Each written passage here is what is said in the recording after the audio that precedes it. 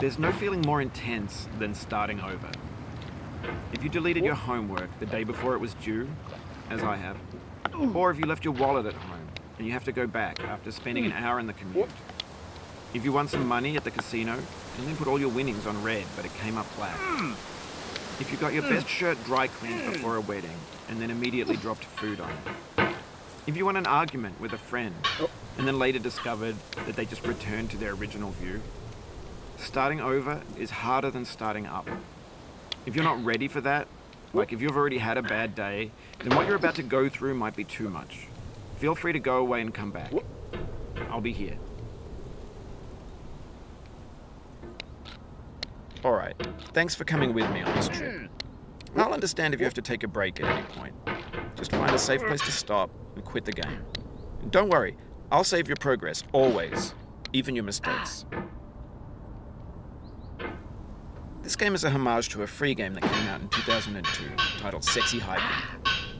The author of that game was Jazuo, a mysterious Czech designer who was known at the time as the father of B games. And B games are rough assemblages of found objects. Designers slap them together very quickly and freely, and they're often too rough and unfriendly to gain much of a following. They're built more for the joy of building them than as polished products. In a certain way, Sexy Hiking is the perfect embodiment of a B game. It's built almost entirely out of found and recycled parts, and it's one of the most unusual and unfriendly games of its time. In it, your task is simply to drag yourself up a mountain with a hammer. And that act of climbing, in the digital world or in real life, has certain essential properties that give the game its flavor. No amount of forward progress is guaranteed. Some cliffs are too sheer or too slippery. And the player is constantly, unremittingly in danger of falling and losing everything.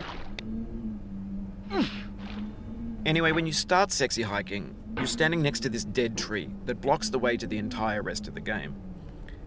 It might take you an hour to get over that tree, and a lot of people never got past it. You prod and you poke at it, exploring the limits of your reach and your strength, trying to find a way up and over. And there's a sense of truth in that lack of compromise.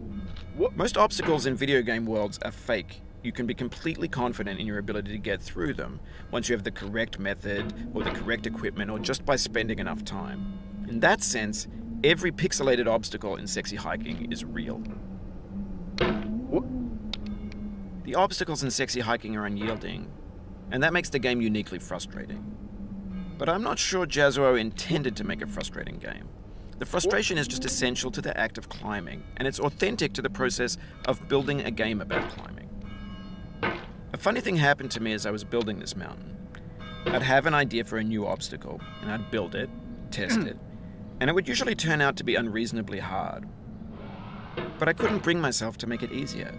It already felt like my inability to get past the new obstacle was my fault as a player rather than as a builder.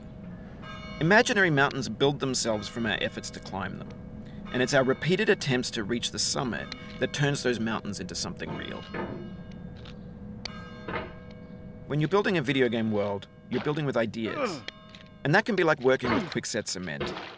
You mold your ideas into a certain shape that can be played with, and in the process of playing with them, they begin to harden and set until they're immutable, like rock. And at that point, you can't change the world. Not without breaking it into pieces and starting fresh with new ideas. For years now, people have been predicting that games would soon be made out of prefabricated objects, bought in a store and assembled into a world. And for the most part, that hasn't happened, because the objects in the stores are trash. I don't mean they look bad or that they're badly made, although a lot of them are. I mean they're trash in the way that food becomes trash as soon as you put it in the sink. Things are made to be consumed and used in a certain context, and once the moment is gone, they transform into garbage. In the context of technology, those moments pass by in seconds. Over time, we've poured more and more refuse into this vast digital landfill that we call the internet. It now vastly outnumbers and outweighs the things that are fresh and untainted and unused. When everything around us is cultural trash, trash becomes the new medium, the lingua franca of the digital age. And you can build culture out of trash. But only trash culture. B games, B movies, B music, B philosophy. Maybe this is what digital culture is. A monstrous mountain of trash, the ash heap of creativity's fountain. A landfill with everything we ever thought of in it. Grand, infinite, and unsorted. There's 3D models of breakfast, Gen X's fanfic novels, Scan magazines, green screen Shia LaBeouf, banned snuff scenes on LiveLeak. Facebook's got lifelike bots with unbranded adverts and candid shots of Kanye and Taylor Swift mashups, car crash epic failed GIFs, Russian dashcam vids, discussions of McRibs, discarded, forgotten, unrecycled, muddled, rotten, untitled.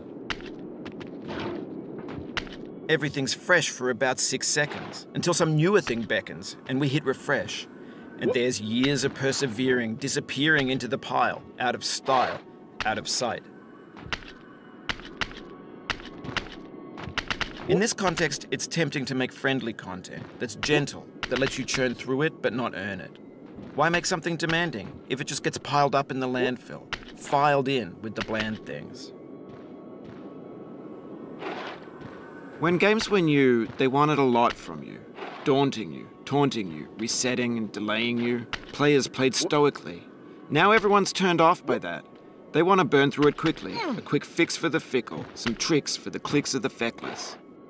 But that's not you, you're an acrobat. You could swallow a baseball bat. Now I know, most likely you're watching this on YouTube or Twitch, while some dude with 10 million views does it for you. Like a baby bird being fed chewed up food. That's culture too. But on the off chance that you're playing this, what I'm saying is, trash is disposable, but maybe it doesn't have to be approachable. What's the feeling like? Are you stressed? I guess you don't hate it if you got this far, feeling frustrated. It's underrated. An orange is sweet, juicy fruit locked inside a bitter peel. That's not how I feel about a challenge. I only want the bitterness. It's coffee. It's grapefruit. It's licorice. It feels like we're closer now. Composer and climber, designer and user. You could have refused, but you didn't. There was something in you that was hidden, that chose to continue. It means a lot to me that you've come this far, endured this much. Every wisecrack, every insensitivity, every setback you've forgiven me is a kingly gift that you've given me. We have the same taste, you and I. It's not ambition, it's ambition's opposite. An obdurate mission to taste defeat. You'll feel bad if you win, so I put this snake in for you. Have you thought about who you are in this? Are you the man in the pot, Diogenes? Are you his hand? Are you the top of his hammer? I think not. Where your hand moves, the hammer may not follow, nor the man, nor the man's hand. And this here is will, his intent, the embodied resolve in his uphill ascent. No. Now, you've conquered the ice cliff, the platforms, the church, and the wrecked